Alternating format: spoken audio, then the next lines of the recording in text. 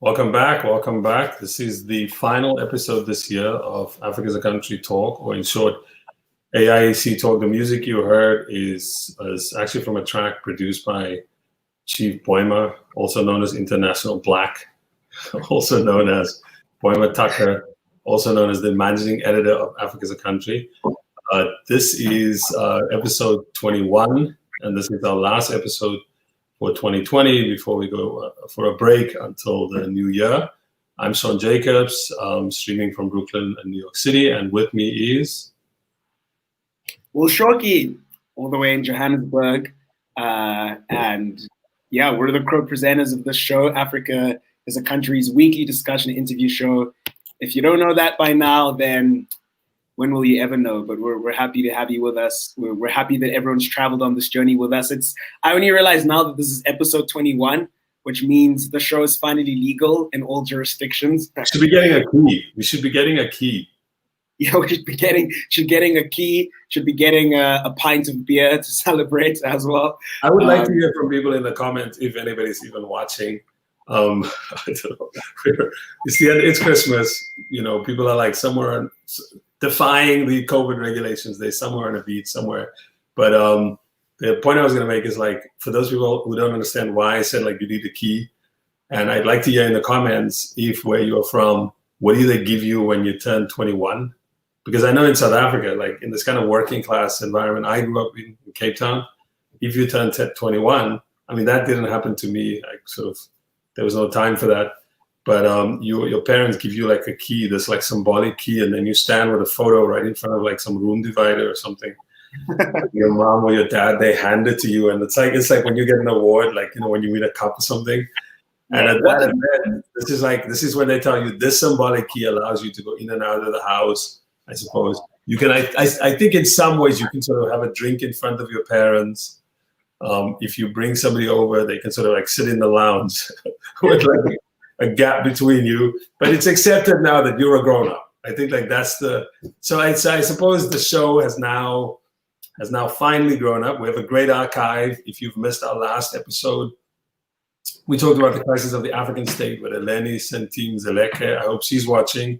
Great guest, assistant professor in the Department of Middle Eastern, South Asian and African Studies. I finally got that right. Messas, I was like, something Messas at Columbia University, and who wrote a book called Ethiopian Theory, Revolution, and Knowledge Production. That show actually is our most popular show thus far on YouTube. He did really well. The comments are, it's not, you know, it's like hundreds of comments, but the comments are actually happening on that show. People are talking to each other. So we're very excited about making that show. You can watch clips from that show on our YouTube channel, and the whole thing, the whole episode, on our Patreon. Patreon/Africa as a Country, along with all the other episodes from our archive. Well, end of the year, final episode, and yeah, it's our end of year program. And today we're doing it a little bit differently. We're not going to discuss any particular topic. We're just going to have a cast of characters, familiar faces you've seen throughout the year, who've all appeared on the show, and we're just going to bring them on and have a freewheeling conversation. December. So we're not trying to stress too much. We're just chillaxing. We've turned 21, so we want to have a little bit of a party. And want to stay out late. December. Okay, what is December? You also need to tell people like why we're using this like show title. Show title today is December. So December, it's a South African colloquial term, and in South Africa and really the global South, the real sort of period when people unwind, they start to enjoy their downtime, and they take a break and pause from life is December, because, you know, as you should know, our summer months are in the last 3 months of the year between October and December. So this is the real holiday season for us. In the global north, it's your big summer break between June and August. Here it's December, and obviously it overlaps with the holidays, Christmas and New Year's being the big one. So it's a big, intense period of festivities, of usually going home to see your families. South Africa still has a big migrant labor system, so a lot of the people who are concentrated in urban areas during the majority of the year go back to their families in the rural areas. So it's really just this big party season. And December just became this way of addressing this month when people are festive. It's pronounced with that Z sound because it's unlike every other month, you know. And with A at the end, not a at the end. Exactly. We're at the end. We're ready to play, ready to have some fun, ready to enjoy December. So right now, there's just music playing everywhere. Everyone is extremely festive. That's getting everyone into a lot of trouble because we're still in the middle of a goddamn pandemic. But yeah, I mean, I think people are trying to do what they can to keep up the December spirit within the constraints of the pandemic. I mean, people, I think, were understandably, I would say, a little bit too excited and eager and might have been a bit reckless. But I think the reality check is kicking in here in South Africa, especially with the second wave now in full swing. So and somebody just reminded me in the chat, Lily, who's going to come on a little later, Lily saying, just reminded me that I told people about the conga line. I saw like a tweet somewhere at like a Chisanyama, which is like a pop. Is that pop and flace? Yeah, like, pop, brine. Yeah, brine meat. Like you get like a big thing with your brine meat, which I want to segue into music quickly before we ask each other one quick question. But she just reminded me that somebody sends, people are just, okay, this show is going to be, our guests are already talking in our internal comments. I don't want to give that away. But anyway, there was this like conga line, no mask on. And the joke on Twitter was like, there were these two people, they had masks on, but it was on their chin and in their hand. And it was like, what's the use of that? But it was like more than 100 people in the conga line dancing to music, and I bet these scenes you can see them elsewhere on the continent. People are just, people are tired. We understand that people are being tired of a year of hiding. People have anxiety. They just want to relax. They just want to go out do something different. So, but also, make a quick comment. No, go ahead. What I think is and we were talking about this with Bhakti just before we got on, and I've been chatting about it with some other friends as well, where it's like there's a lot of on social media calls for people to exercise caution and responsibility, and that's fine and that's good. But I also think we shouldn't lose sight of how I think the government has been on the sustained initiative to sort of outsource the burden and responsibility of the pandemic to individuals. And all governments have done that. Yeah, exactly. And sort of totally concealing the fact that they're the ones who initially, and did a poor job of it, had the responsibility of cushioning the blow for ordinary people and providing them the adequate support so that they could exercise this responsibility and exercise this caution. And now, once again, the burden and duty towards compliance is up to the individual. And if they're not doing it, then they get shamed. So, I mean, the government we shouldn't lose sight of the fact that really, if we want people to comply, then we have to create the conditions for compliance. And once again, it all comes down to these questions of structural inequalities and state failure. Yeah, no, it's for people who think that this was the annus, how do you say it, annus horribilis or whatever, this was the worst year, the whole year. This was 2021, like not all of us are going to get that vaccine very soon, so we're still in for like a fight, and being responsible, but at the same time trying to live, trying to stay alive. So before we get on to inviting in our first guest, we wanted to ask each other just two quick questions. The first is, and I'll drop mine, I don't think the song of the year apparently was Jerusalem, to such an extent that Will went and wrote about it, and saw in it the great, this kind of like idea of like redemption, that this song was more, which I think he's right. People in the midst of this terrible thing. But I'm getting tired of hearing this, like, I think yesterday we were just like chatting about today, and I played it and was like, shut that off or something. So yeah, I'm gonna now introduce what I think is gonna be like the song of this. Well, I think the song of December in most places is going to be a Nigerian. It's obviously gonna be a Nigerian pop song. Somewhere you are dancing to like either Davido or what's his name? The guy who was actually a remix of Jerusalema. Burna Boy. Burna Boy. I think it's going to be one of those two, or Tiwa Savage. Some night you're dancing to a Nigerian pop. They win hands down if you're trying to play some African music right now. But for me, I think the song that I kind of like, I hope internet finds the clip and just play like a little bit of it. It's called Imali Eningi. So Jerusalem right now has globally, because Jerusalem is like a hit. It's like for everywhere. It has 274 million people have like looked at that video on YouTube. And Mali Eningi right now is like a 2.8 million. So this is not going to be a global. I get it. But if you like from where I'm from, I think this is the song. And the reason I like it, it's also like a bit of nostalgia. These dudes are like, they're in this video and they're wearing, it sounds like staring down my pants.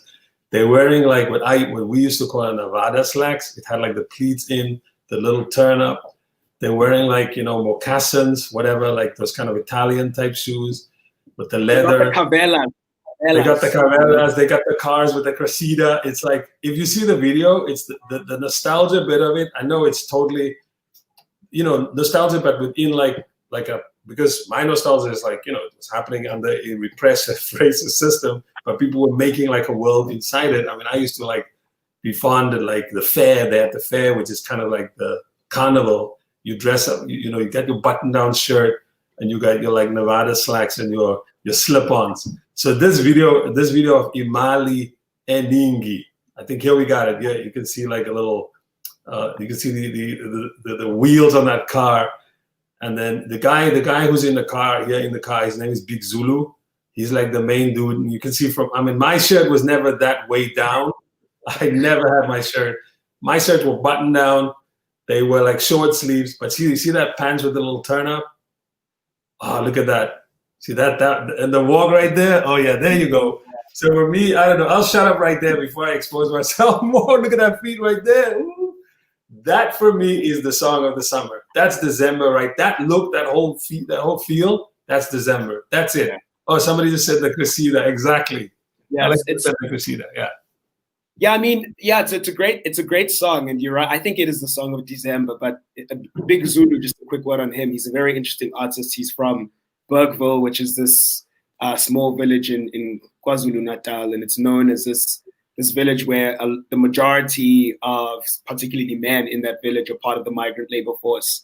They go to the city to find work, and Big Zulu is sort of praised as this artist who, despite being a hip hop artist, still sort of embodies that sort of rural kind of cultural aesthetic of speaking to these symbols of village life and the sort of life of working class young men who are going to the city to find work. So the locale for that video is a hostel, right?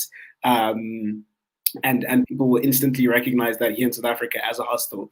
So I mean, a lot of people, I think, particularly love the song, and not only love the song, but I think this year in music in South Africa, where we're seeing a lot of these tracks, including Jerusalema, which is not about sort of copying and adopting the musical styles of the United States, but really embracing South African aesthetics and South African traditions of music. And I think that's what's getting a lot of people excited about the song as well, is that it feels extremely South African in its way of doing things, and its lyricism and its music video. So yeah, I mean, there's also like, so Duduzane Zuma, who, that's another thing to get into.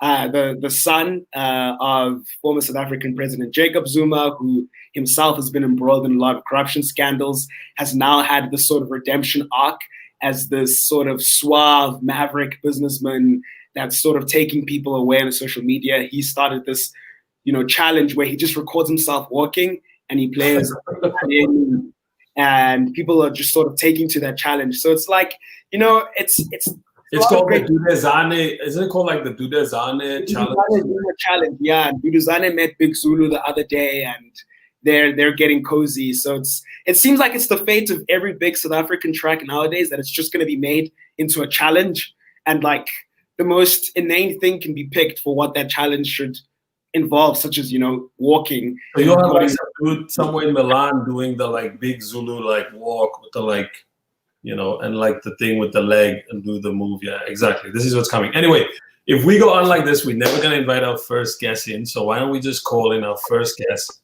Paul Clarke. Paul is a graduate student, PhD. Is about. Did you get the PhD already, Paul? No, not quite yet. So not quite yet.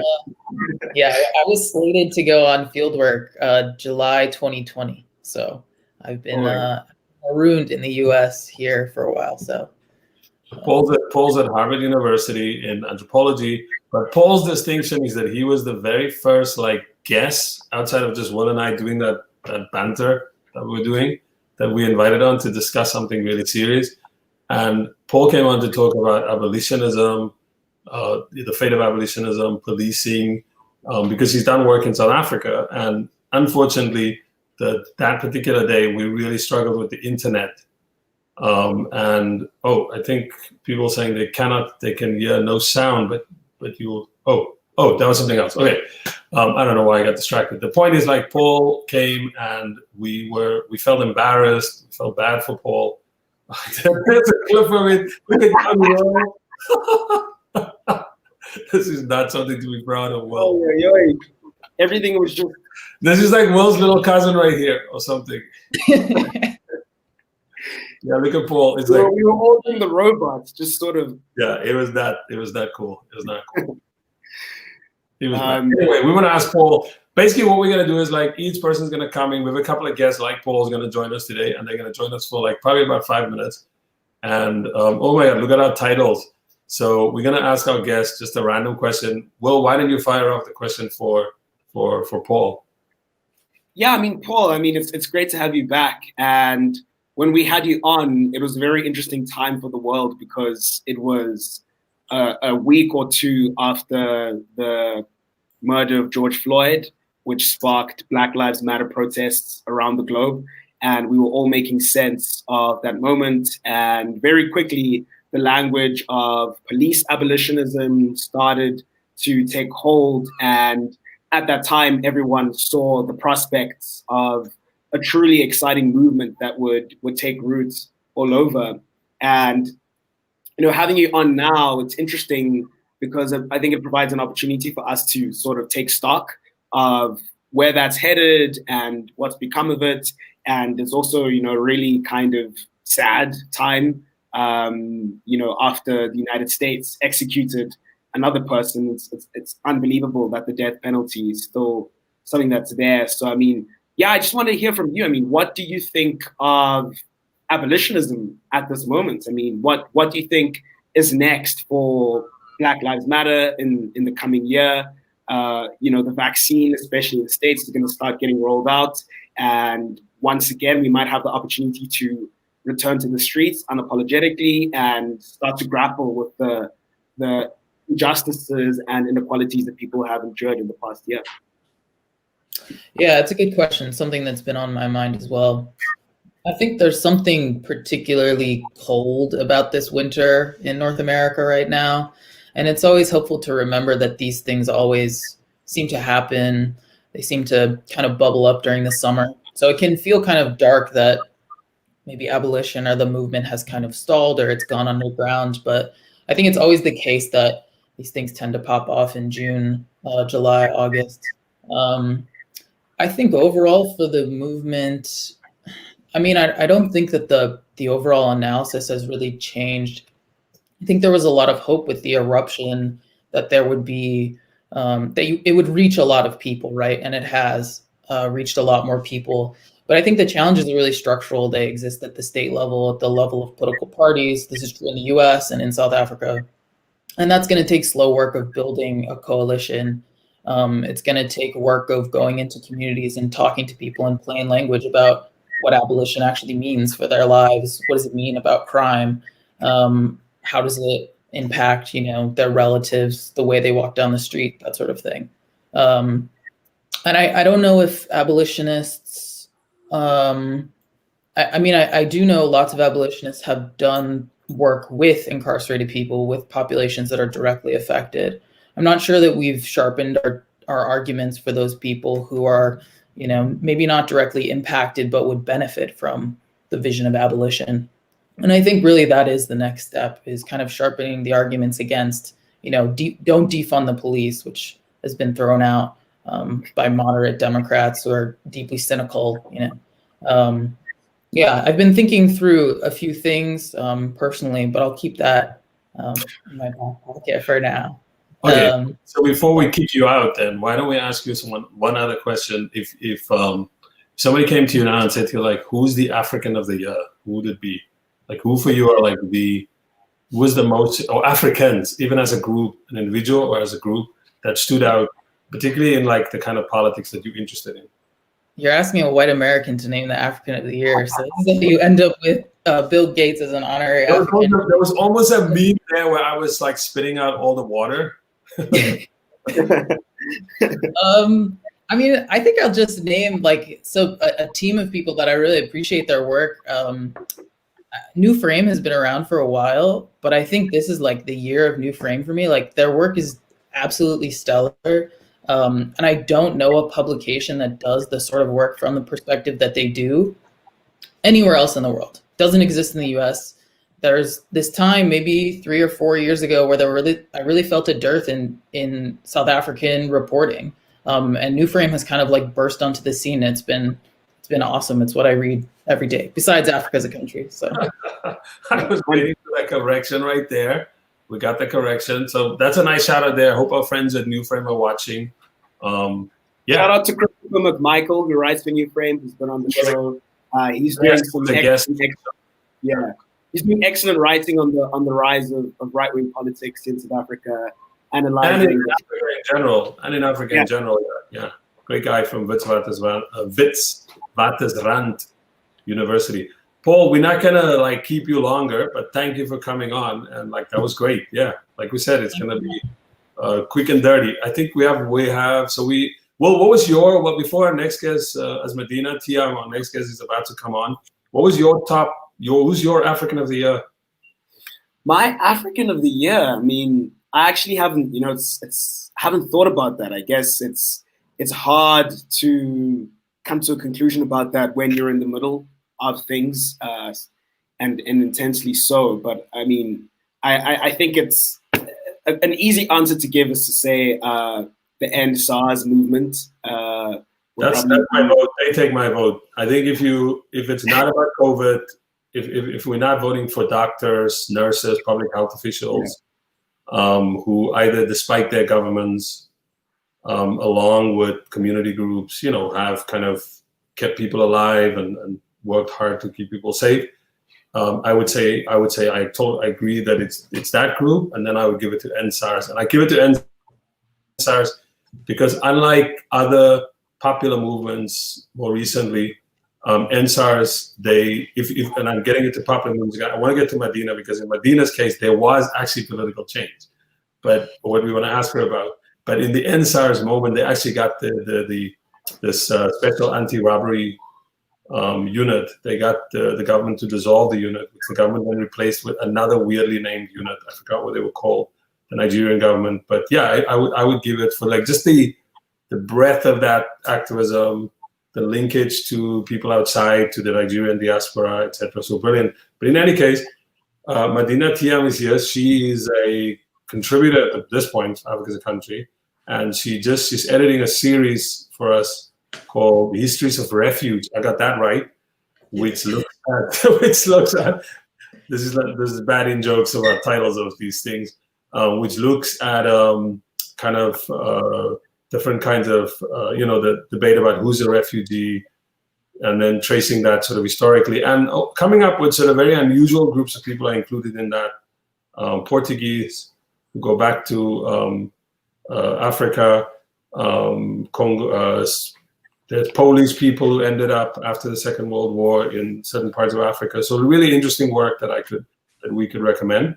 And her, the connected to what we just said about End SARS, we had you on to talk about the political crisis in Mali. And in hindsight, like how would you Do you think that was a, do the people who made the protest happen, did they get what they wanted? No, they didn't. I don't think they did. It's a weird time right now in Mali and in Bamako. Basically, I think when we met, was it like back in like late August, early September, something like that? So the coup protests had been going on all summer. And then at the end of the summer, a group from the military did this coup, outed the president. It was by and large a non-violent like coup, no bloodshed, nothing.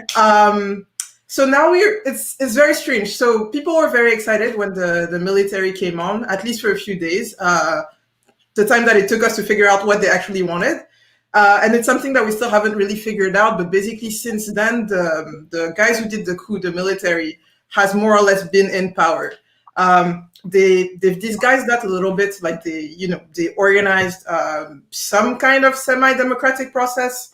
They're saying they're like leading a transition up until the next elections.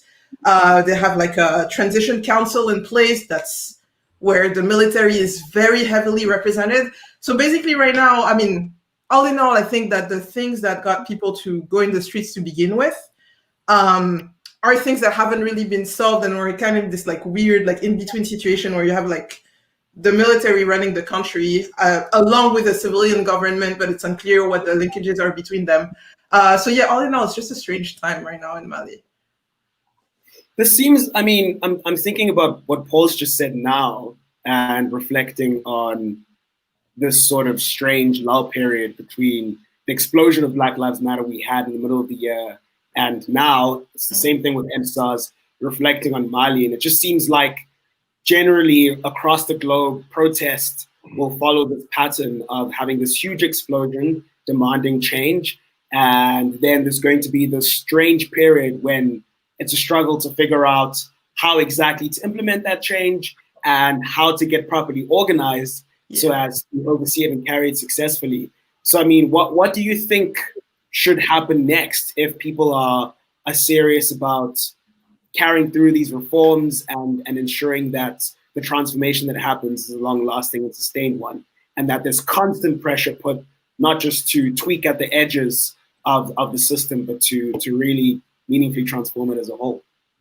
Yeah, it's difficult. Well, I have no idea. And I wasn't even in Mali. Like I haven't been mobilizing with people. I've been here in Los Angeles all summer, but I feel like what's difficult over there, maybe here too, is that it's hard to keep that kind of pressure sustained and that kind of mobilization where people are dealing with just day-to-day, like COVID. Right now, actually, this week in Mali, there's like a week-long strike going on that was called by like the main like workers' union. Because they have a ton of demands that don't relate specifically with that political situation, but just people have their stuff, like their difficult stuff to deal with. That kind of like, it's hard to remain focused on it's difficult to remain focused on this political goal when at the same time, like the economy, like people are not making enough. There's all kinds of other problems piling onto that. COVID right now, we're in the middle of I don't know if it's the second wave in Mali or if we really like had a first wave. Like for the most part, it was fine for most of the year, but like the past few weeks, it's just been exploding. So I don't know. I just feel like people are bombarded with all these, like it's like you're bombarded from all sides. It's kind of hard to keep that kind of like sustained focus. So it's difficult. I'm not sure where it's gonna go. I think maybe we're gonna see this week with the workers' movement, like how the transition government, which has been portraying itself as responding to the needs of the people, now they're facing their first real like big contestation. So we're gonna see how they react to that. And given the look of it right now, I'm just seeing this morning the guy who was named like president of the transition. Nobody really knew him before all of this happened. He's already having this language of like, how dare you go on strike when the whole country should be coming together right now. We're all together. So I don't know. Let's see. I guess like let's wait and see. Pushing and pressuring. Let's see where. Before we let you go, we have one quick question for you. What is the most interesting thing that you read this year? Ooh, that's difficult. I haven't been reading as much as I should have for somebody who's writing a dissertation. I would say I haven't read it yet, but I just got in the mail this book, which I'm pretty excited about. It's a 1969 think it's a 1969 publication that came out of a conference that was organized in '68. It's called The Militant Black Writer in Africa and the United States. So I haven't dug in yet, but it's basically like 2 lectures that were put together on Black writing in the US and in Africa by somebody. I think Mercer Cook was like the US ambassador to like Sierra Leone and Senegal, like in the 60s. So I haven't read it yet. This year I've ordered a lot of books and I haven't read any of them. Like I think a lot of people are doing that, but I'm pretty excited about that one. I'll be checking it out. And this is just, it's not for work, it's not for anything. It's just like for myself. So maybe I'll drop the title in the chat and we can share it. Excellent. Thanks for coming on. And somebody just said that we should drop all the titles of the books and then put them on the screen so people can read it. But thanks, Madina, and hopefully in the new year we'll work together a lot more. So hopefully, for sure. Thanks, you guys. Yeah, excellent. We want to introduce our next guest. Yes, our next guest is Alex Hotz. Alex is currently a master's student at the University of Cape Town. She was also actively involved in the Rose Must Fall and Fees Must Fall protest movements here in South Africa. And, Madina was just commenting, Alex, that he hasn't been reading a lot lately. I haven't been reading a lot lately. And one thing I was surprised to learn in the last week, Alex, is that Stephen Bantu Biko, who you came on the show to talk about, was active in the 1950s. So I want to ask you of your opinion of Biko in the 50s. Oh, this is a Twitter thing, right? This is a Twitter thing. I think I saw Phethani and others calling it like Biko in the 50s. Like, what is this about? So I don't know what it's about because I've been on Twitter. I have no idea. I feel like I miss everything on social media these days. I think we should follow your example and get off social media. But to give context to everyone, so it's an interesting time to reflect on the legacy of Fees Must Fall, which is what you were on the show to do a few months ago. But in the last week, Adam Habib, who is the Vice Chancellor of Wits University, the institution that I attend, has been preparing to leave. He's going to go sort of head up, I think, SOAS, which is a School of Oriental and African Studies in London. And a big sort of tribute documentary was put together where different students came on to reflect on the legacy of Habib as Vice Chancellor of Wits University. And most of the people on this video had nothing but praise, really, which is very strange considering that a lot of them were active and very critical of Habib during the Fees Must Fall movement. And one of those individuals is the current student representative council president at Wits. And he made the comment where he was talking about how no great leader was popular during their era of greatness. And he was saying, Mandela wasn't popular in the 60s, Sobukwe wasn't popular in the 50s, Biko wasn't popular in the 50s. And so social media, as it does, just latched onto this and completely sort of took him to town. And I think it was it was in a way cosmic justice, because I think a lot of people were just sort of perplexed by the volte-face of someone who went from being extremely critical of the role that vice chancellors played during Fees Must Fall in terms of being suppressing of students on campus, militarizing those campuses in order to do so, and being intransigent on the question of free education, and now suddenly praising this vice chancellor when you're SRC president, which is interesting because I mean, Alex, what do you think in terms of the place where Fees Must Fall is at now? Because a lot of people a few months ago as well were reflecting on the 5-year anniversary of Rose Must Fall, which started in 2015. And something I've been thinking about is that, we can be very critical of that period, but it seems like it's unfinished business. Fees haven't fallen. South African universities, not only South African universities, but universities across the globe are preparing to enter into a period of extreme austerity. And the university feels like the site of political, or it's going to once again become the site of intense conflict and contestation. That was a long question, Will, but okay. Sorry, There's no way she's answering that in 2 minutes, but it's okay. I just wanted to give the context to the Twitter beef and then sort of bring it back to the question of universities and free education.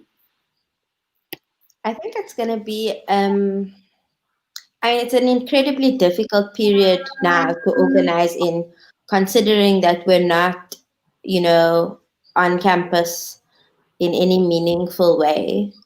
It's very interesting that you asked this question because some progressive academics have written a statement that was published in the Daily Maverick and elsewhere on, criticizing the government and the education department for saying that 2020 was a good year for universities or for education. Because I think the situation is really, really going to be quite difficult next year. I don't think many people have been able to study or afford to pay fees or any of those type of things this year. And so it's also just the state of the student movement and the fact that it's kind of been quite fractured and back into, political party and partisan organizing, which is going to limit, I guess, unity around some of the demands, but also create divisions between students and academics and workers, particularly around fee increments and salaries and those type of things. So it's, I guess, rebuilding and reorganizing is maybe the 5-year legacy of the student movement. I don't know. I think it's going to be very challenging. It may have something to do with like student politics is generational. So you could have like this one, whatever that you had those great 2015, 2017, and then they leave, they go somewhere else, they go into the world or they go to grad school. And then you may have to wait until there's like another there's another generation like that. I mean, this seems to be the thing with student movements. Yeah, I think it also reveals the politics or how people come into politics and how they leave. So if you look at some people who were with us in the student movement 5 years ago, are working at very big companies that, are the cog in the capitalist machine and are in government and are in other places. And it's like, fuck, we were in this together, and just kind of the disparity between, what some of us are still hoping to achieve and what people have kind of left behind as their university experience, I guess. I mean, one more question. One more question on this very quickly is if we look at all of the protest movements this year, Black Lives Matter and SARS, they're vulnerable to the same sort of fizzling out that you're describing now. People getting co-opted. What do you think is like a lesson that can be learned from these generational cycles of protest that Sean is referring to? And you have 1 minute, and sadly, you have 1 minute. Shit. To be able to do that in a minute, gosh. Write an article for us then. I'm happy to do that, but I do think that political education and how to constantly being and having to organize outside of the spaces that we started organizing in is incredibly important. And I don't just mean political education in terms of Biko says this, Fanon says this. Those are incredibly important. But in terms of political education around, what does it mean to have strategy or tactics in terms of building movement and to push for particular demands that we're wanting. I think that's really critical in sustaining and building movement. And sometimes I think also those demands are different for depending on who you are within the movement, which I think is interesting to see within the US and even in Nigeria and Namibia. I think when people are talking about it's interesting around gender-based violence, it's very interesting that a push for prison time and an increase in, punitive forms of justice is quite scary in terms of what alternatives would look like. I hope I covered that in this. Yeah, excellent job. Excellent job. Alex, thank you so much for coming on. Thanks so much, everyone. Also, just by the way, I didn't realize John Vooligate as a song had ended. I thought that was taking us through December. It was taking us through the warm-up. It was the pre's. Oh, okay. People had to... We need to warm down because the second wave is really real. Yeah. Give us your warm down track recommendations in the comments so that people can start to get I'll plug it. It's actually a hip hop collective based in Cape Town, Sounds of the South. They've got a song called For Power. I'll put it in the chat. Oh, excellent. Okay, great. Thank you very much, Alex, for coming on, and we're looking forward to some writing from you in the new year. Yes, definitely. It is a command. It is a command, as the EFF would say. So our next guest who's going to come on is Anakwa Dwamena. Anakwa is a contributing editor with Africa's Country. Watch out in the new year. He's going to get involved more in our book, how we approach books, because we want to move away from just reviewing books and do something a little bit more interesting. And we're hoping that Anakwa is going to be like helping us make that a reality. I'm just going to jump in with him because I don't want to waste time and just quickly ask him, what do you think, Anakwa, were the 3 most culturally significant events of 2020? If you could think. What things like jumped out of you in 2020 in terms of the production of culture? It could be films, it could be books, it could be television shows. It could be music. I mean, I think some of these have been touched on already, but I'm thinking of NSARS, and I'm thinking of how Davido's song Femme became really popular, and Femme means shut up in Yoruba, and the song, it's in and of itself is not really a protest song, but during one of the protests, the DJ switch kept on playing the song when I believe the governor of Lagos was trying to talk to the protesters and kept on interrupting him. So it became this symbol of resistance.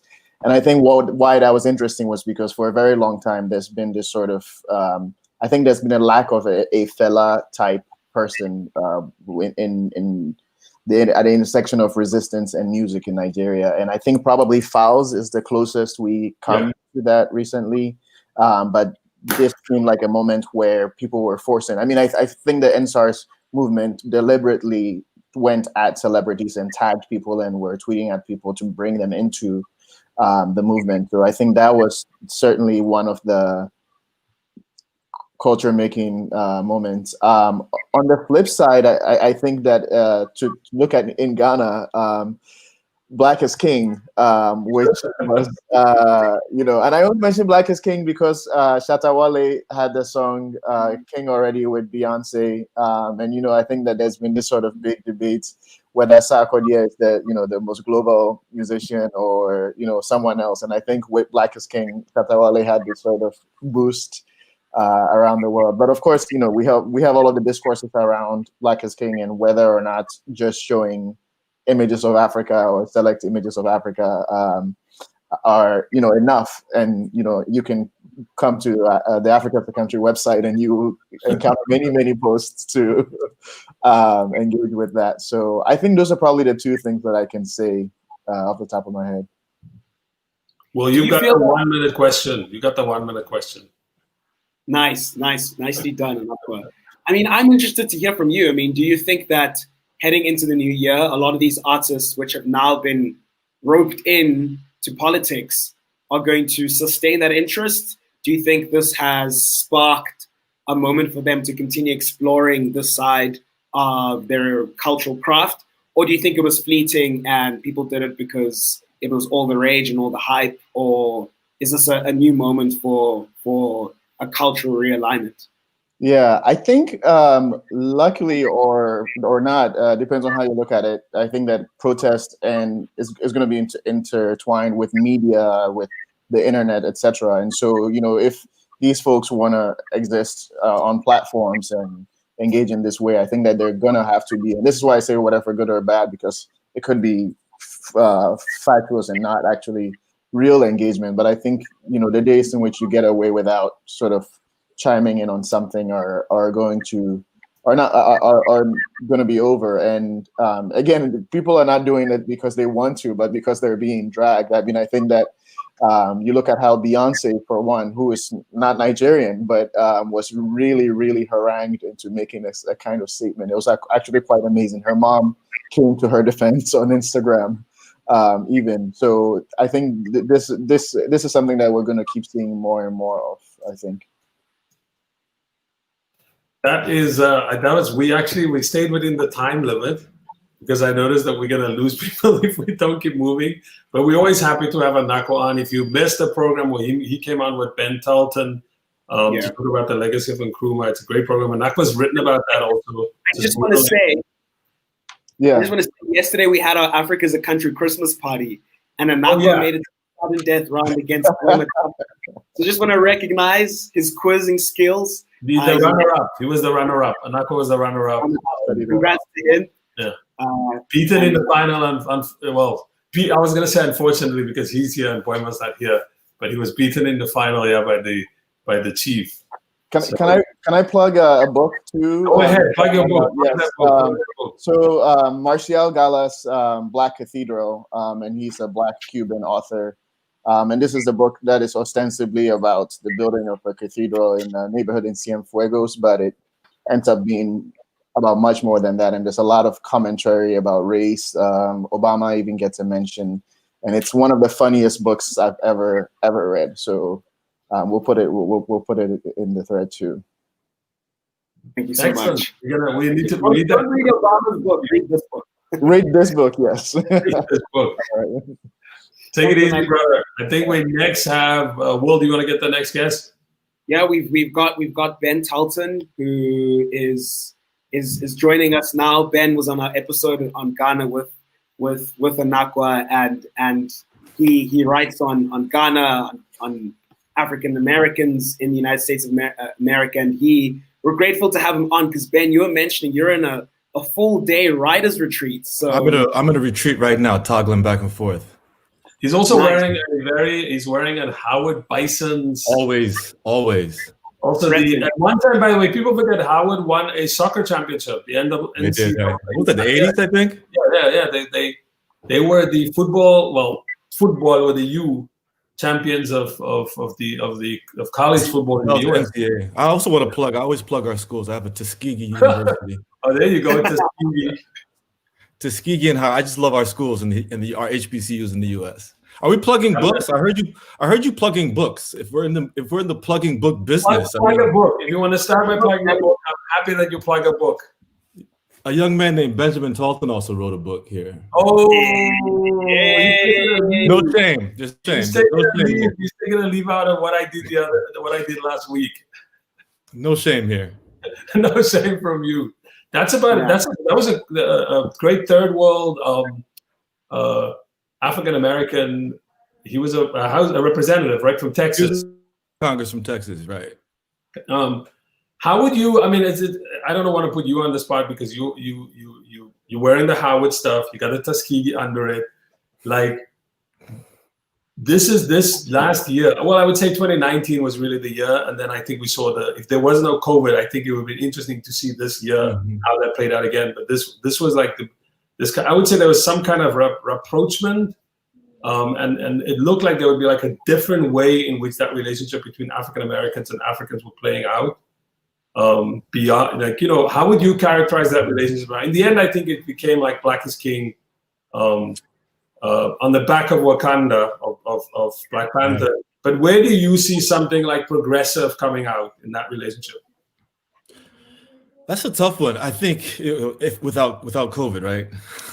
It's kind of hard to imagine this world without COVID because COVID is consuming all aspects of our lives. But I always talk about with friends and in chats, what's interesting is just seeing Nigeria becoming the historically urban Black. There was this African reference to a slight extent, maybe a Jamaican reference for global Blackness in urban spaces. And it's interesting to see Nigerians pop up in Nigerian pop music and Nigerian novels for the last 20 years. And even in universities, when you look at HBCUs like Howard and Lincoln and Morehouse and Spelman, we see a lot of Nigerian American students. So just seeing Nigerians in Nigeria globally, but also in the United States, shaping pop culture, shaping intellectual spaces, shaping the engagement between the United States and Africa, the UK and Africa, and then global Black policy. I think that's interesting, and I know that's a trend that's going to continue. Not to say that it's just Nigerian. Africans abroad and second, third generation descendants abroad are really shaping this relationship in ways that African Americans probably could not, but also with African Americans. So I think that's going to be interesting. Yeah. I think I saw The Guardian ran a piece like that, actually, like a video. They had like a little video that included commentary by a couple of people from Africa as a country, actually. Pini Muhammad was in it, Wilfred Okiche, but it was basically kind of piggybacking what you're saying. It was this whole idea that Nigerians were sort of almost now beginning to define global Blackness. Right. Like, and we still also see so many of the artists were either raised in or lived in the UK or the United States. So I that's think grew up somewhere in Alabama or in somewhere in the South or Atlanta. He grew up down there for like a little bit, and then that helped, kind of ease this kind of more creative relationship between sort of the US and West, well, specifically Nigeria, but if you want to say Africa. Yeah, absolutely. Interesting. I mean, it's interesting because when you asked the question, you said without COVID, but when I think about it now, COVID has actually played a big role in sort of connecting these different parts of the world, because when everyone's kind of forced to migrate online and you're no longer sort of stuck in the boundaries of the time and place that you're in at a particular moment, and you're forced really to spend the majority of time online. People are connecting with each other digitally in ways that haven't prior. And we don't know if this is something that's sustainable. We don't know if it's something that is amenable to a progressive politics, but it certainly helped people make those connections that they otherwise wouldn't have. I mean, NSAS, as you guys are talking about, and we've been talking about, is a sort of key example of how people had no choice but to get plugged into what was happening in Nigeria, because that was what was consuming all of our attention on these digital platforms. It's interesting, isn't it? In some ways, COVID has forced us to stop to pay attention, but with Zoom in particular, there's this mode of connectivity. So, for example, I'm at this retreat, but I'm not at the retreat all day today. Eastside, the Center for Study of African Diasporic Studies at NYU, which I'm a part of, we've been having these webinars.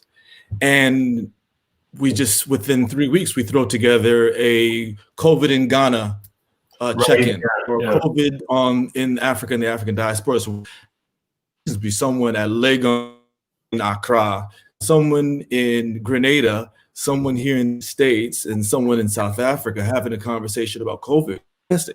So there's certainly this upside, if you could speak of an upside, of engaging in particular, but also this across global Blackness, if you will. So forcing folks to, even my students at Temple, my Nigerian American students, who are super plugged into the NSARS campaign.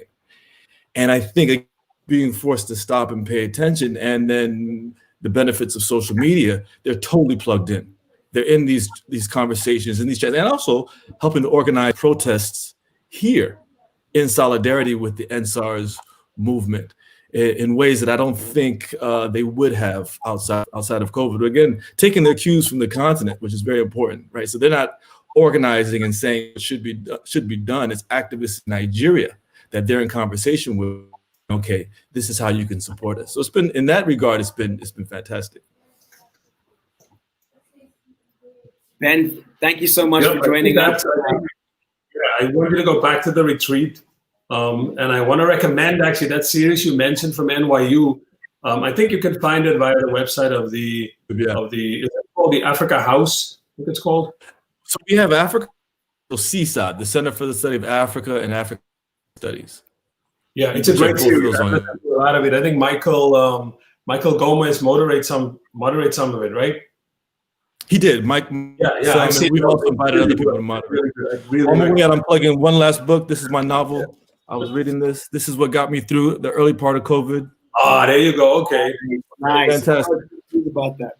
Yes, we wrote about that. One of our last guests today, he actually interviewed Mazzy Mengiste about that book. It's fantastic. Away with that last guest is yeah. Anyway, thank you, Ben. So much. And we're happy to have you, brother. Thank you. We'll talk again. Easy, bro. Enjoy the break. Our next guests, just the right people to join us now, are Associate Professor of English at Wesleyan University, Lily Saint, as well as Associate Professor of English at University of Connecticut, Bhakti Shringarpure. And Ben's just wrapped up his little segment talking about Mazzy Mengiste's book. And, Bhakti, Lily, we always go to you to ask if it's a book worth reading. So should we go get a copy? You guys, as our resident sort of English professors, what do you make of that book? I haven't read it yet. Shame on me, but it is part of this big historical novel trend that I've been seeing coming from the continent. So I have it, and I'm looking forward to reading it. But I think this question of why history has become like the thing that novelists are writing about, something I'm trying to figure out. And they're all huge books, which is also something, like these kind of epic trails of a people over a long period of time. There's less of a focus on the individual. I have lots of thoughts about, this return, this look back, this turn to looking back for the present. Why do you think that's happening? Why is it happening right now? I think in part it's a revision of the archive, of the historical archive. There isn't a lot there's certainly a lot to be found in the colonial archive for sure, but there isn't a lot.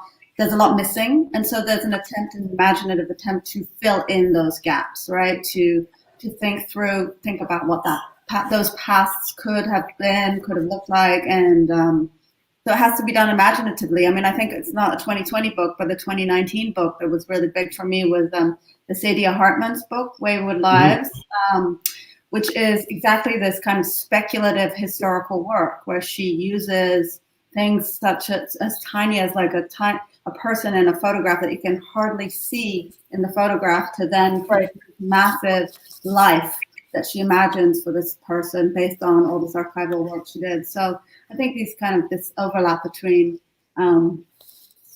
speculative nonfiction and historical fiction is about filling in the gaps in the historical. And I would say, Bhakti, we're seeing this in film too, right? Like how film is now. Yeah. I think you wrote about I wrote about Our Lady of the Nile, which was a novel by Scholastic Mukasonga of Rwanda, and it talks about the events of 1959. Was it? No, 1970, sometime in the 1970s at a girls' boarding school, and then it was made into a film by. This is Dan's article. Okay. And then the Rwandan story was made into a film by this French-Afghan filmmaker.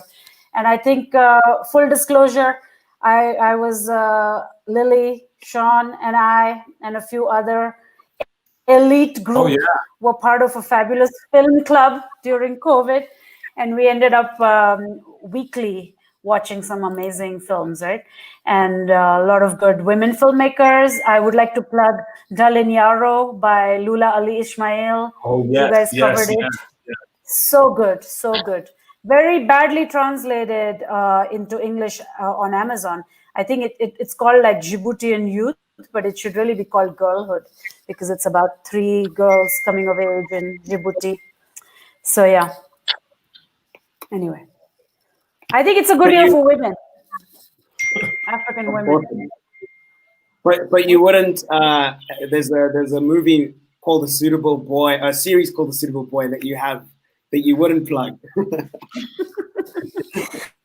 I have engaged abnormal amounts during this COVID times with Indian stuff. I'm even meant to write an article about gender and Indian streaming shows, which I don't know when I'm going to write it, how, because I have just low interest. But I think Suitable Boy had some kind of a pacing problem.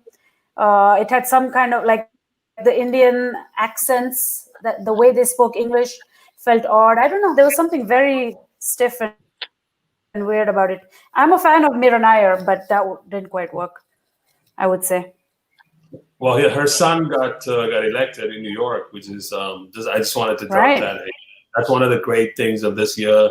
Zohra Mamdani got elected in New York, and I think one other person, Omar Fateh, who's a Somali immigrant, he got elected in Minneapolis also to a state legislator. But before we let you go, we have to ask you. You guys are running a good series for us that started last year, and we think it's going to pick up. We're hoping it's going to pick up this coming year. It's called Literature is a Country.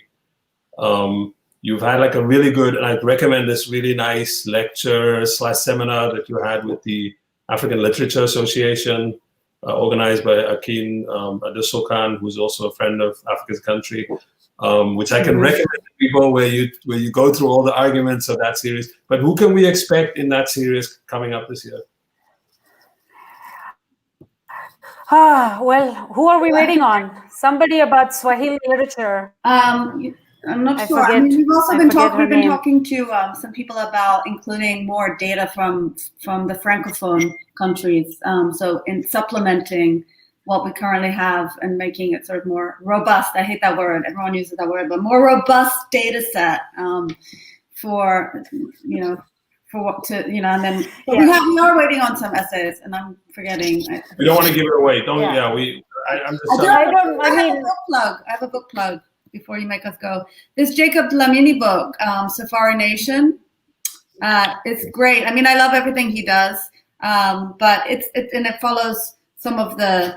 Is that Mandela? Is that Mandela? It's Mandela, yeah. Oh wow. And it's really no. I think like a lot of people focus on these parks as places that have been evacuated, from locals, indigenous populations have been evacuated, but he takes this other focus where he wants to examine the presence of people in those spaces, the historical presence of Africans in safari parks, the Kruger National Park in particular. And it's just like a really wonderful approach to the archive again. So I guess I'm in history now. I can't do any of the present stuff. Excellent. And Bhakti, do you want to plug a book before we let you go? Yeah, I want to de-South Africanize this. So I'm going to plug the book I've been reading deeply. Where is this? A Death Retold in Truth and Rumor about a murder that rocked the Moi dictatorship in Kenya. A British tourist called Julie Ward went missing, and Kenyan Grace Musila, Kenyan scholar who works at WITS actually, has written a brilliant book about how unofficial narratives are told, how the archive is erased and then brought back, and the way in which a dictatorship manipulates the truth. And it's great. And it's not from 2020, but it's so good. I love how you said, I'm going to de-South Africanize this thing, and then you said, oh, this book is written by somebody who's based in South Africa. No, she's Kenyan. She has a job there. Come on now. Which is another topic for another time. We have to at some point talk about the African University, which I think everybody talks about, everybody going, like the next step is you go to Europe, you go to North America, but there's also another kind of thing in which you're traveling down, mostly to South Africa. I think earlier we were just having a chat before we came on. There's one other place in Africa which I have a lot of respect for. Well, in Africa, outside South Africa, I would say. There's a lot of places with respect. Oh, don't misquote me. There's a lot of good universities, and everybody's doing great, and I've experienced it. But I would rank MISER, the Makerere Institute for Social and Economic Research at Makerere. I'm giving Makerere a shout out. They had a fire there in one of their big buildings, and we're hoping that they're going to recover. But my point, which my English is bad. I just want to make that point here. I'm not an English professor. Is the place that I rank like high. Lily's shaking her head right now. Is I don't teach English, but it's fine. It's fine. Go ahead. MISR. Bad name for what we do. ESL. We all teach ESL. Yeah. There you go. Okay. Thank you so much. We're gonna Thank you. we're gonna get to the two of you, and I think we're gonna revive this film club outside of this. But we gotta let you go. Okay. You're welcome. You're invited.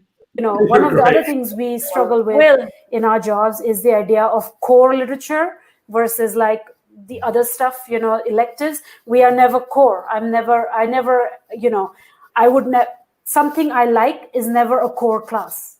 You know, post-colonial studies is an elective. Anglophone is an elective. African is an elective.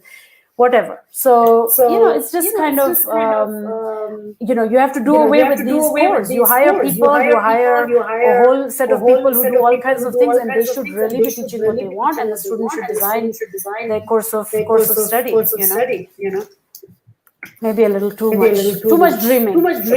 Well, I don't think you have left any dreams for me, actually. You have that. So I don't know if you're like, hey, what the hell was that? Well, that was a clip from when Bhakti and Lily and Bukomo Wangugi came on to talk about African literature, and that included when I sort of like asked them this question about whether Afrikaans was a decolonizing project. Apparently, I'm still getting stick for that for raising that question, but I did. In any case, I think we're still keeping up with time here, right? Well, we're sort of a little over. We'll probably be around with like another 10, 15 minutes. So it's December. There's no rush.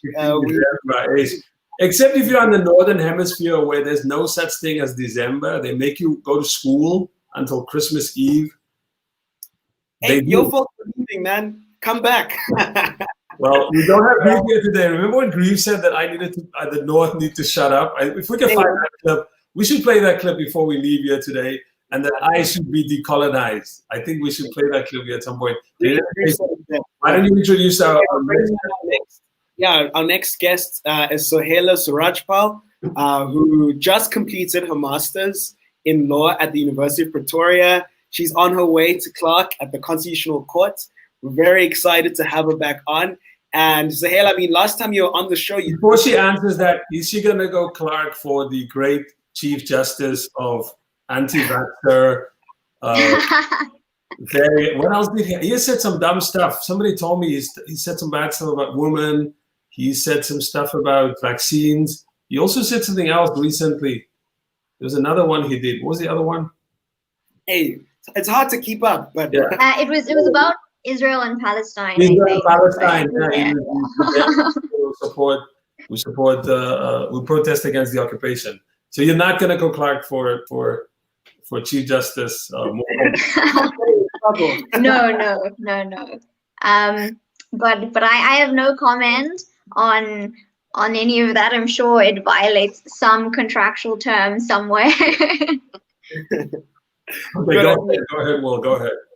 When you were last year, Sohela, you told us you're going to circulate a copy of your master's. So just to contextualize, we were talking about prison abolitionism in an African context, and that was what your research was on. And I mean, we've had this, I mean, similar question to the one we asked Paul. We've had this entire year go by. We've seen the beginnings of this international consciousness about the destructiveness of prisons. You published a fabulous article with us earlier in the year, and this conversation is once again in the spotlight after the United States executed Brandon Bernard. And just after writing your master's, that extremely arduous process, as I imagine it was, and after the year we've had, where do you think that consciousness is in South Africa and the continent as a whole? Yeah, so I think we definitely hit a peak at some point during the year, especially I think within an African and South African context, where these were conversations that were really happening. There was a webinar every other week. There were articles in people were really keen to talk about like the history of policing, as well as the role that they continue to play to interrogate things like prisons. And unfortunately, I think eagerness has died down somewhat. I think living under COVID and just like crushing austerity and all of the other scary things that are happening right now has made ideas of abolition take a sort of a backseat, which is really, I think, one of the most dangerous, one of the most difficult things to overcome when we're talking about prison abolition. Because one of the things about prisons is that they are like so effectively out of sight and thus out of mind. And also that prisoners don't have a lot of social capital, especially I think in South Africa, where so many people have personally been affected by crime, often somewhat violent crime. And so, yeah, the risk is always going to be there that the moment you have other things to think about or to worry about, it's very easy to say that, you know, we'll worry about prisoners at a later stage.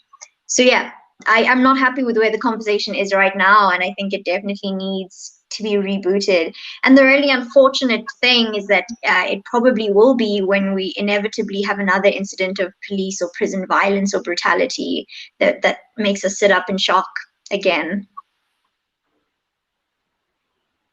Yeah, I mean, I've just been thinking lately about the second wave, which is now gripping South Africa, and about how there's this return of tough policing talk about how, you know, South Africans are wayward, they lack the ability to comply with restrictions.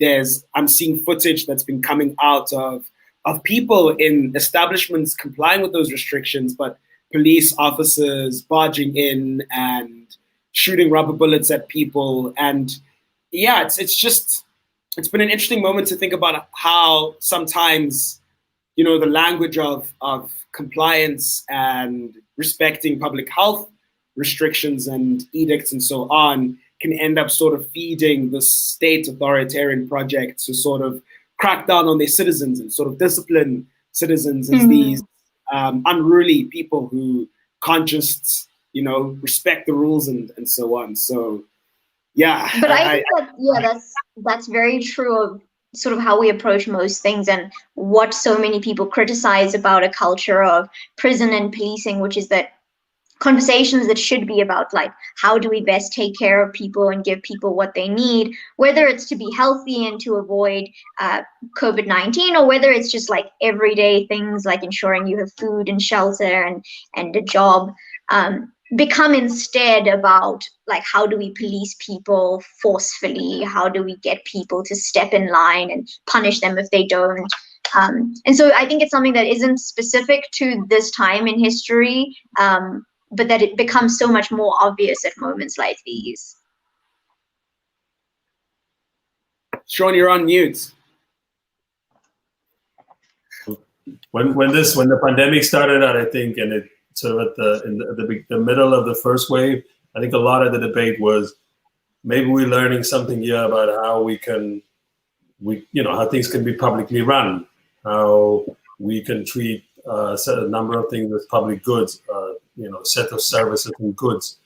And then quickly, as you say, that got overtaken, even in a place like South Africa, where initially it started out as the government was getting praised for the way it was handling the lockout, all the announcements and the programs that it was said it was going to do. And then it ended up mostly focusing on essentially on policing, on controlling people. Like that became like the driving ethos. But I know we've got like a few more guests lined up. So I'm going to ask you the quick other question of your 5 minutes, which is a sort of weird segue, but it's funny. I was talking to somebody the other day, and he was telling me he taught his child this, how his kids, one of their favorite songs is Hurricane, the song about Reuben Carter, who was in jail in the U.S. I don't know if people know Reuben Carter. He was an activist around prison reform. He was also a boxer. He was like Denzel Washington movie. So that song is a great song about somebody coming out of jail. What would you? This is sort of a related off question. What music are you listening to right now? What would you recommend? What music could you recommend? Don't say Taylor Swift. It doesn't have to be prison related. This is really like the very worst question to ask me, because as I tell everyone, I have the worst taste in music, and I'll be the first to admit it. The most exciting musical thing that's happened to me this year has been like Taylor Swift released 2 albums, and they are both very sad, and that's wonderful. So yeah, I'm sorry, this is disappointing. Nothing interesting or particularly meaningful, just sad girl things. Well, it's always sad. We're all sad boys and girls this year, so Taylor Swift feels fair. So it's always great to have you back. But again, this is also a plug for people to go back and look at all the old programs that we've had. So Sohela, thank you. Hopefully we'll see you again soon, and congratulations on graduating. Excellent work. Thanks so much, guys. Yeah. Great to be here again. Bye. Great. So we're gonna switch gears a little bit. I know we talked about people behind bars, incarcerated, and how we reform that. We're talking about Njabulo Ngidi, and we're going to talk about sports with him. So last time we had him on, we had problems with the connection, and eventually, we're going to have him, Mazer, who's from Algeria, and we were going to get, she's out in California. Oh my God, this is terrible that I'm now blanking on her name. And in the end, we had a lot of connection problems with Njabulo, but he's here today. So he, as our resident, he's also the news editor of the New Frame, which I don't know if he was around here at the beginning of the program. Paul Clarke shouted out the New Frame. It was like, it's the most exciting thing. I think you guys should take that clip, take the quote, market it. I agree. New Frame has done some wonderful writing this year, really wonderful. And I actually personally, I read all the sports stuff. I read all the sports stuff on New Frame, all the great interviews that I think some other people are doing. And I'm really, the stuff about rugby, about cricket, but particularly about my favorite sport, football. So on that note, what is the most significant, what would you rate as like the three most significant sporting events or if you want like histories, just things of the last year? And there's one that I'm thinking about, but I want to see if you're thinking about the same thing. This is a trick. This is a bit of a trick question. So let's see if he picks this one. So you go ahead, Njabulo. And I was listening in when they were decolonizing South Africa, and I'm coming in with my South Africa bias, so I'm apologizing in advance. I think for me, it's Pitso Mosimane's move to coach Alali. This is my number one. I was like, I waited for the trick, but for me on the continent, that's a big thing. But go ahead, explain it to the people. Yeah, Alali are the most successful club in the world. I mean, there's no football team that has won more trophies than them. They're an institution that is huge, not just in the continent, but also in the Middle East. And the following that they have is quite huge. And for them to have the first black coach to be Pitso, who's had a rocky career in terms of his coaching. He's had some ups and downs, but he's really set the bar high in terms of ensuring that African coaches are respected, because that's been the biggest challenge in African football, where it's easier to just hire a European who have played some couple of good games in the European League and they're given the biggest assignments in the continent, whereas an African who's really done well and worked hard to be at that same level is hardly afforded such an opportunity. So when that happened, and even in such a short space of time, to give them the Champions League that they had been searching for a long time. And sorry, Sean, the last time they won it was against Pirates in 2013. And for them to end that. Well, you need to put it on the screen so I can correct. The first South African team to win a Champions League in Africa is also Pirates. But continue with your slander. So I think that was massive. And I think it in a way, it would be nice to see more African coaches being recognized across the continent, because we're very insular. I mean, when we look at foreign coaches, we look at either Europe or South America. It's rare to find good African coaches going into some of the best leagues. I mean, it was nice when Watson Nyirenda, for instance, came to coach in the PSL, because there's someone who's respected. Dwamena has just moved to Tanzania and is a very good coach in the continent. So I think Pitso's success is going to open doors for many black coaches in the continent. Next move is Pitso in Europe. Pitso in Europe at a top European club. But we want him. This is the thing, though. Something I'm thinking about, and I want to ask this, is that maybe he should stay here, because we're talking about how this is opening doors for coaches. What does this mean for continental football? Because the last time you were on, we touched on this very briefly. Do you feel like the continent is getting more and more closer to a point where it starts to think, you know what? We can have our own sustainable footballing culture where we don't look to Europe and North America as the models for how we should be conducting our affairs. And what we really need is more continental solidarity, where we need, because people don't take South Africans really, I don't think, take the the CAF Champions League as seriously as they should. And my hope from this is that if they see an South African coach winning that for an Egyptian team, then this is something that we'll start to care about. And the Champions League here can be as big as the UEFA Champions League is in Europe. Do you think we're starting to approach that point? Yeah, I think we are. I mean, since Pitso has gone to Egypt, there have been a number of South Africans who have been asking for streams in terms of watching the Egyptian league. And the Champions League has been tricky to watch this year because of that whole corruption and the Lagat deal with CAF. So, I mean, even that, a lot of people have sort of had to stream that. But it's nice to see that. I mean, South African putting on an interest in somewhere else, not just South Africa, to be following that and then wanting to follow what's happening in the Egyptian league.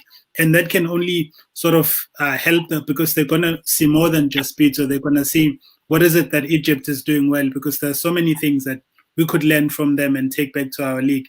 And if you can have that, where there's a culture of watching not just the Champions League, but watching other African domestic leagues, we can grow in the continent, because we would learn what is it that they are doing well and what is it that we can expect when we play those either in club or even in international competitions. Last question to you is, you're actually giving sort of a glimpse of the future of how, if you're a fan of African football, like how you can watch it.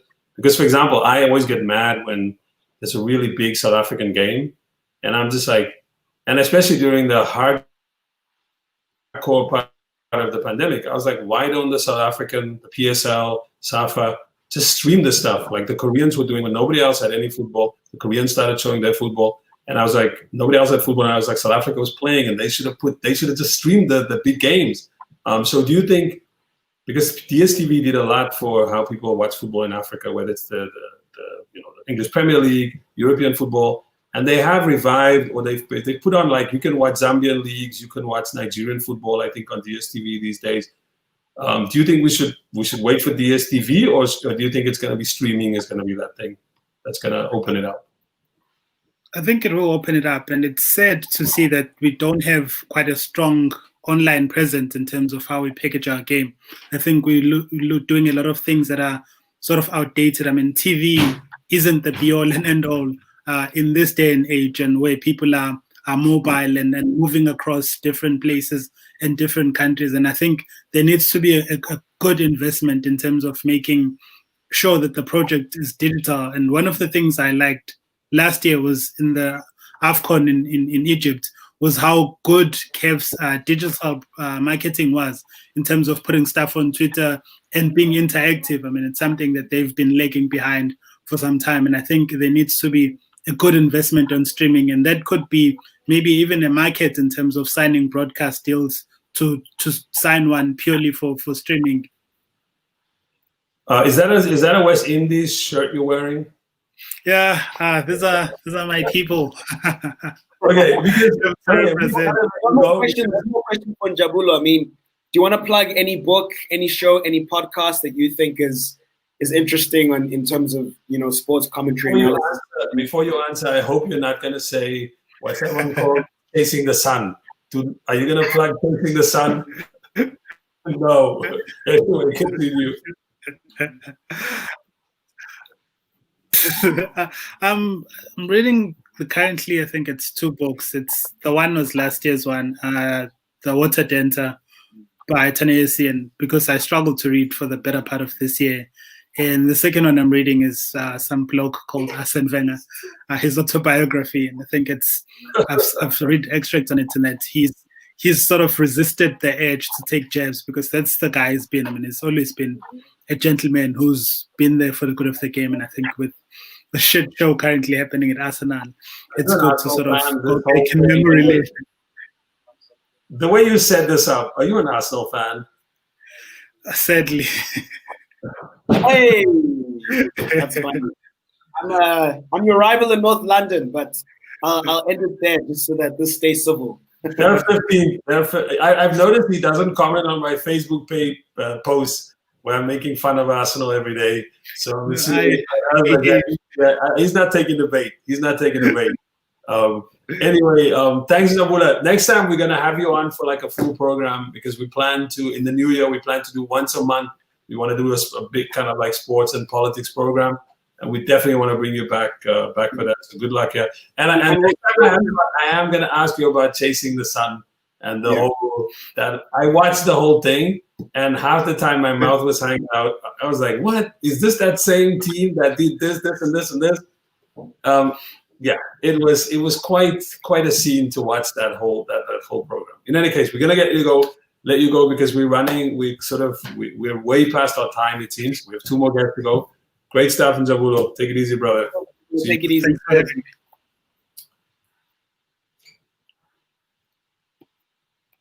Well, next, you're on. Yeah. Next, we've got Dylan Valley, who is a contributing editor to Africa as a Country.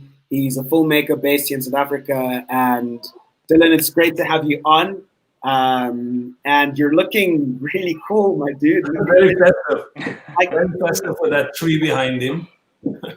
Nice little Christmas tree behind you. It's Christmas. Key December, more importantly. Thanks for coming on. Yeah, thanks, guys. It's great to see you guys. And it's been a great show. I've been listening in as well. Yeah, I mean, it's been a big year not really a big year, but a difficult year for film. And yeah, I'm interested to hear from you. What do you think has been the most significant film and cinematic developments of this year? Obviously, a big one is having to transform how films are distributed because for a long time, people couldn't go to the cinema anymore. And what do you think that has meant for the industry and the culture? And also, if you can add to that, like, what was some of the good stuff that you saw? Yeah, that helped. That made the difference. That made a difference this year. Yeah, so it's been a crazy year, and for the film industry, very disruptive. I mean, last time I was on the stream, we spoke about Queen Sono, and I just heard that their second season has basically been canned, even though they had started working on it partially because of COVID and all the knock-on effects, due to COVID. So the industry is really in turmoil, and I think that a lot of like the old models are not going to fly anymore.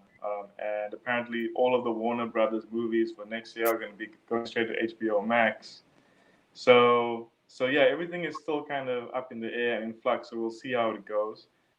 In terms of the good stuff I saw, I mean, like we spoke last time, I was lucky enough this year to be able to attend Sundance Film Festival this year with a VR film that I made.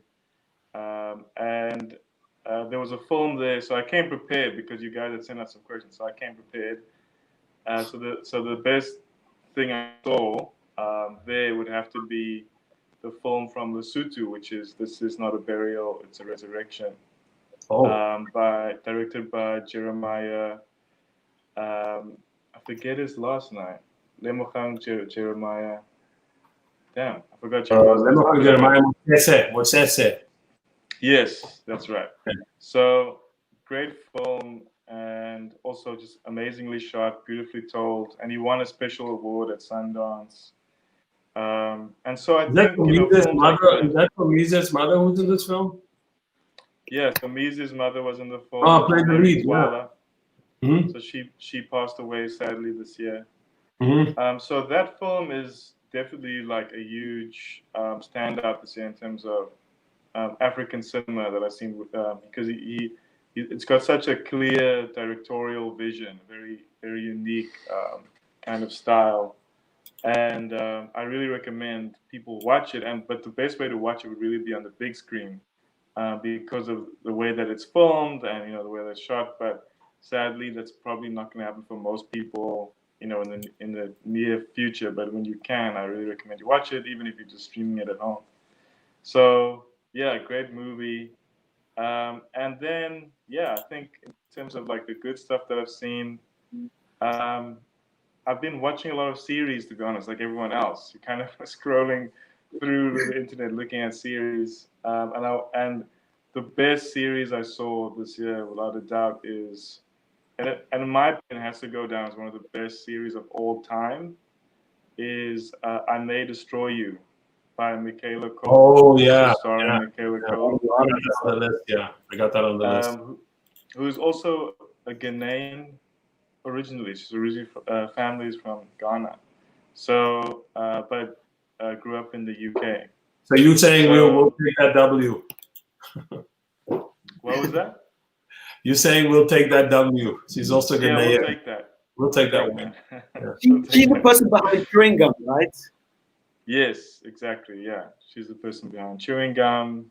But this show is really her coming into her own. Chewing Gum, there were a lot more cooks in the kitchen. And this one, it felt like she had more creative control over the narrative that she wanted to tell. And it's just an amazing show, which is really, in essence, it's about consent and sexual violence. But it's actually about way more than that. And it's amazing the emotional breadth that it has, the humor, like intrigue, horror. It's got all these. It kind of spans all of these human emotions so well. So I really recommend that. I recommend it. It's like truly gripping show. So that's something you can go watch right now. I really recommend that. So it's excellent. You're saying all the good stuff, but there obviously was something that you watched and you were like, "What the hell is this?" Like, what is the worst thing? What is the worst thing? Local, continental, anywhere that you just like started in was like, nah, a lot of praise, but I'm not going for this. Why are you trying to make me win enemies at the end of the year, man?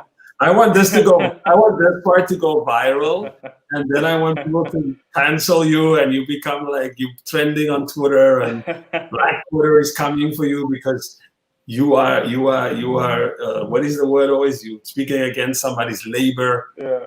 So let's hear that, Dylan. Come out, stand for something. I still want to be able to hang out with Trevor Noah one day. I'm holding on to that. Oh, that's like I can't go out there dissing these people. It could be one day. It's like. So you're saying it was Trevor Noah's show? It was Trevor Noah's show. The Afro did not convince you. No. Like Trevor Noah, by the way, has not been that bad. I will give him this. I think that I think this show, I will always tell people that I think his best show is when he went back to South Africa and he interviewed his grandmother. When he was out of the studio and he was not imitating the Jon Stewart setup and he was just doing his own thing. And I was like, okay, I want to see more of this. But then of course he went back to the thing, sitting there in this like studio looking really small or whatever. And then he did he's now at his house with the World Cups, the 3 replica World Cups behind him. Which apparently he's not doing that bad right now. He's actually doing well. But I still think what Trevor Noah has to do is leave the studio and make his own thing where he just interviews people. In any case. Yeah. We're still on the question, what is the worst thing you've seen this year? The worst thing I've seen this year? It has to be Real Housewives of Johannesburg. Actually, I saw some of that. It's compulsive watching. I've seen a little bit of it. It's compulsive watching, though. Yeah, it wasn't compulsive enough to keep me going beyond the first 10 minutes. You know what I mean? Like, but I'm sure it is. Once you buy into it, once you drink the Kool-Aid, it's going to be hard to get out of it. But I know you guys don't have a lot of time, so I want to quickly go into my book recommendations, and then this guy came you guys can prepared. move on to This guy came prepared. I like this. I like this. I'm very prepared. I came very Speaking prepared. of time, very quickly. Speaking of time, the worst film I saw this year was Chris Nolan's Tenet. I didn't like it, but we'll talk about that later. I heard. So wait, I didn't see it. I But what's the like book Denzel Washington's son though. He's good. He's but good, I didn't guys. see the film yet. But yeah, so this is my book recommendation. It just won the K. Selodeka Memorial Award. It's by Phumlani Pikoli, a writer from South Africa. So sorry, I know we probably have a very big South Africa bias on the show already today, but really, really great book. It's also it's a nice holiday read. It's not very heavy, but it touches on a lot of themes about kind of being middle class and black in post-apartheid South Africa, and the generation after, or the generation of activists, specifically like the anti-apartheid activists who are now occupying seats of power within the ANC, and then the book is really about the children of those people. And then the second book recommendation is this book by Kelly Eve Koopman, also South African writer from Cape Town, Because I Couldn't Kill You, which is it's less light holiday reading, but it's really good. And it starts off being a book about her trying to find a missing father, but it's really about a lot more than that. It's kind of just about a middle class, colored experience, which will have, I think, a lot of parallels with the middle class, just broader black experience in South Africa and probably in other countries too, and also being a generation after the generation of activists, and how the baggage that comes with that, and sometimes in very unhealthy ways, how it can play out psychologically in very unhealthy ways in families, and so it's kind of about her dealing with all those themes. It's really good. So these are the two books I read this year during lockdown that I really enjoyed. So I haven't read the Phumlani book yet. Yeah, I haven't read the Phumlani book, but I did read the Kelly Koopman book, and I promised that we would interview her at some point, which we have a million things to do, so we fell down on it. If she happens to see this, this is also kind of an apology to her. But I will say there was you're right. There's a whole bunch of parts in the book where you just sort of like she's writing about her dad, her estranged dad, but then she does a whole bunch of other things. And one of them, I think, is there's an interesting part where she's on a march with a group of men who identify as Khoi, or they say Khoisan, although these are very different groups, and they're marching as part of sort of her kind of trying to make sense of her own identity. I think somewhere in the Eastern Cape. And at some point, these men say some of the most like sexist and racist things, and it really upsets her. And it also makes her sort of like kind of struggle with some of her own kind of the public way that she's dealt with, the sort of politics that she was kind of struggling with, but also promoting. Like, she I think she ran a show on YouTube called Colored Mentality, and you could see in that moment that she's sort of confronting like the contradictions of that politics, and what does it mean, like if I'm with these people and this is what they stand for, like sort of like, so it's a great book, and I'm hoping that at some point, maybe I think in the end we'll just bring her onto the program. Maybe Dylan, you and I can hang out with her and ask some questions and chat. That would be great. Yeah, that would be awesome. Hopefully Will can get to read the book too. But in any case, we wanted to thank you. You were a great guest as usual. Thank you so much, Dylan. Enjoy Christmas. I like the tree with the lights on it. And the red hat for Liverpool, and the red hat for Liverpool. I'm going to let you believe that as you. Oh wait, do you support Arsenal too now? Yeah, I'm more of a Arsenal kind of guy. Oh Lord, okay. Well, goodbye with you. See you. Thank you for coming, brother. We're always pleased to see you, Dylan. We got to catch up also soon properly. So we got one final guest. I hope he forgives us that we're going to be like very quick with him, but I think he's about to come on. Zach Rosen. I think he's right here. Oh, there he is. I know he listens to this show. I know he's listened to like all the 20 number one fan came before this. And there's a reason why we end the show with him. People are like, why are you having this white guy at the end of the show? Well, Zach and I, and this is why I brought him on, him and I, we were the first to sort of say like, oh, we need a show. And then for a bunch of times I think we did like 5, maybe 6. I can't even remember. Yeah, I think 5 or 6. 5 or 6 shows where we did, we just called it, we called it AIC Live. This one is now called AIC Talk. And we sat around in my living room. Like you can see there's like, okay, now I'm gonna out myself. Oh, that's my Rosa came into one episode and then sort of like left. She came to ask something, and then behind us, the people might be, okay, that's a poster. It's an electric prototype. With Nelson Mandela in it. And we had cell phones that are just like sitting up against some books on a chair. Yeah, that was crazy. Yeah. It's a lot more professional now, I can tell. Oh yeah, we had like a cell phone, right? And you had a camera also sometimes. Yeah, we had like a camera set up. We had to mount the cell phone somehow. So you that ultimate, I don't want to call you, let's call you like commentator. So you've been around, you've watched the show. You could tell the people like, what do you make of where the show is going? Are you learning anything from the show? He's like, what? I came for this. He's like the resident critic right now. So we want to know from our resident critic, somebody who was there when we started out, then we made a transition. He had to go do some other stuff.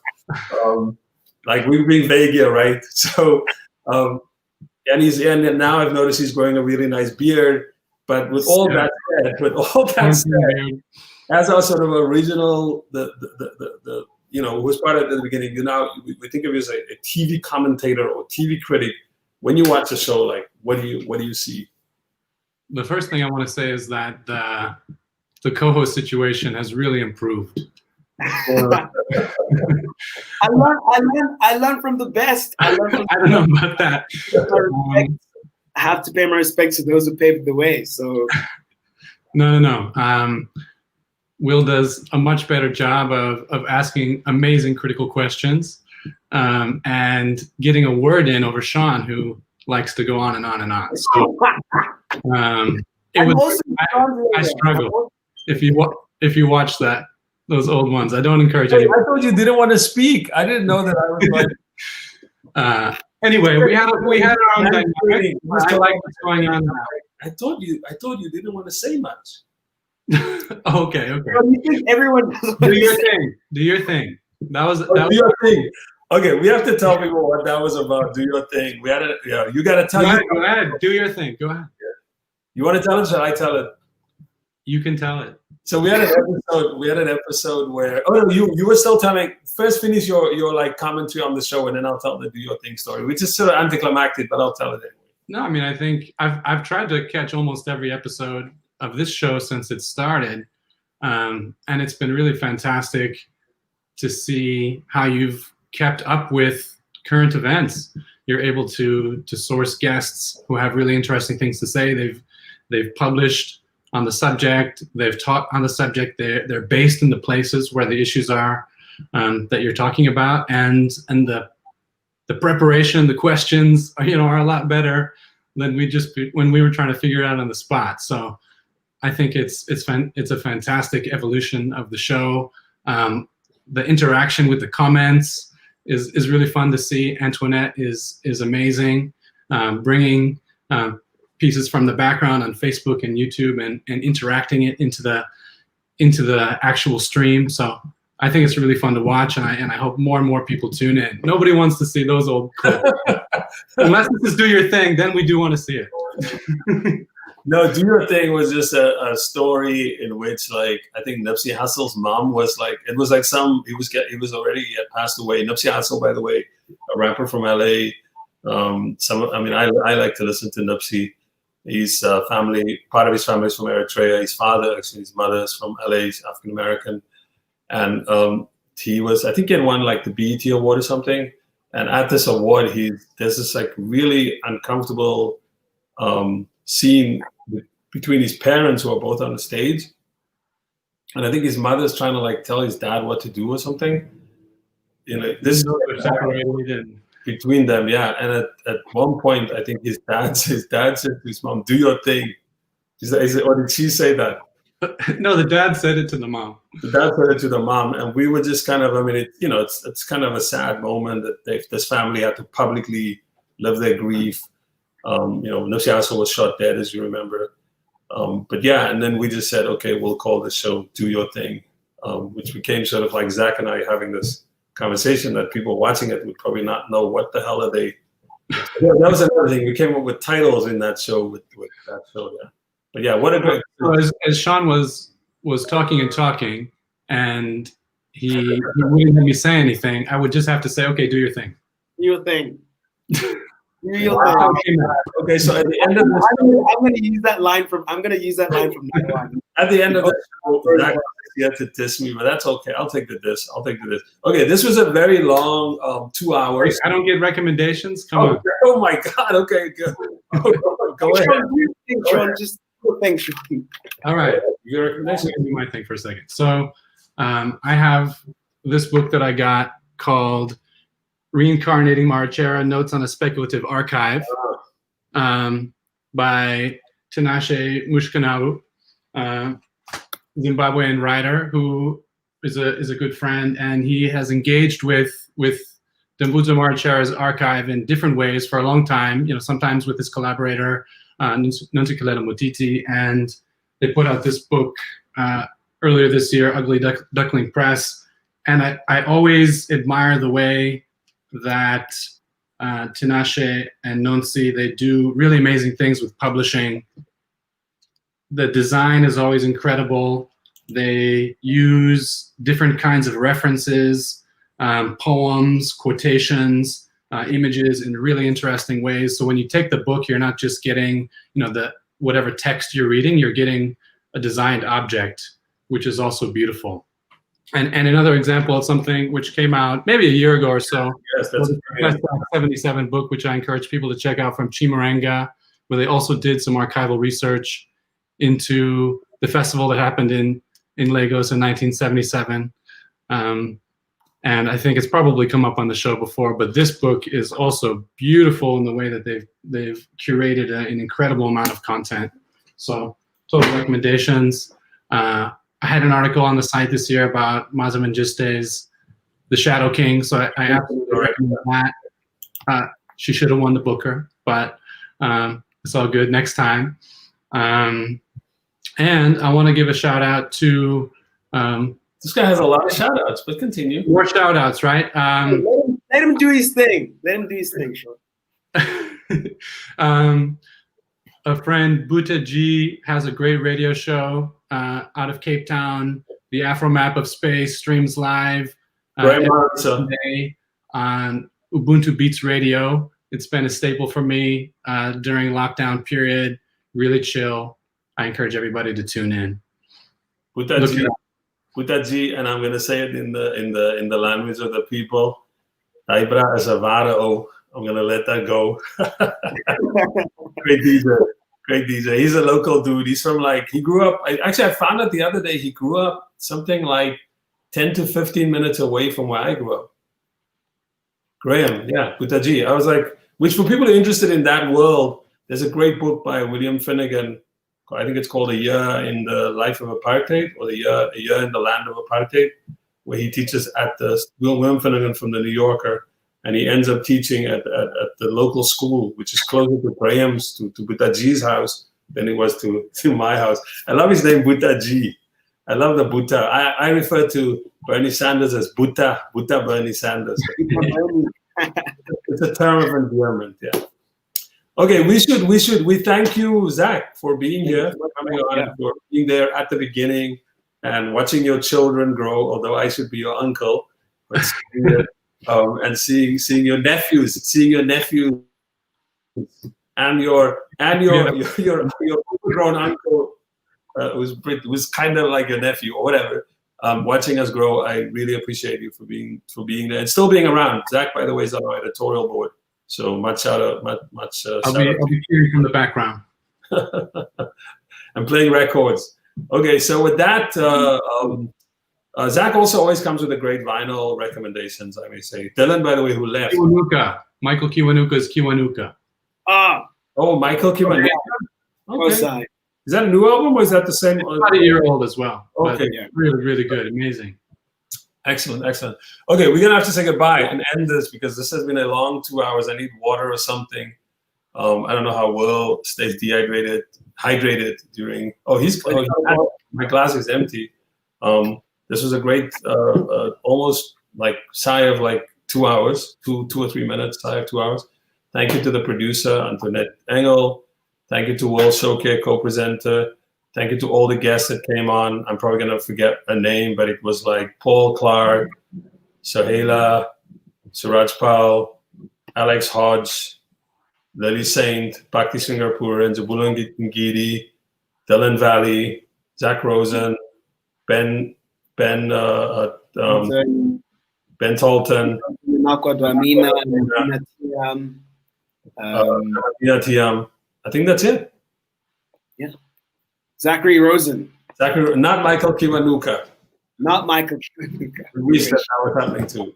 Sometime soon. Hope we didn't miss out on somebody. I don't think we did. I think we covered everybody.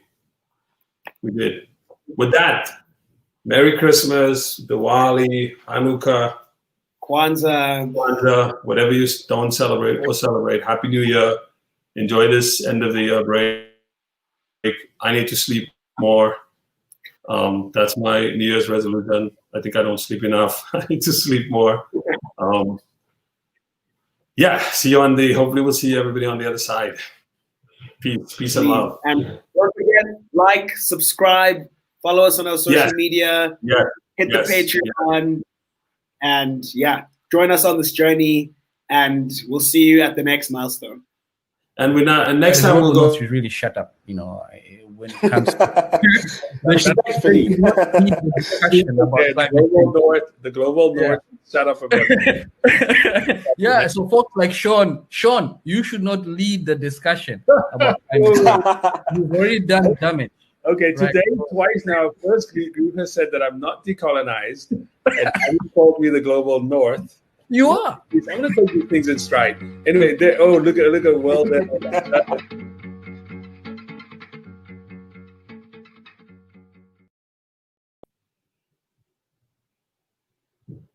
I think that was like another blast from the past with Grief telling me I should be decolonized, and that I'm in the north and I should shut up. So I suppose that's the moment when we say we're going to shut up. So there you go. I'm shutting up. Goodbye.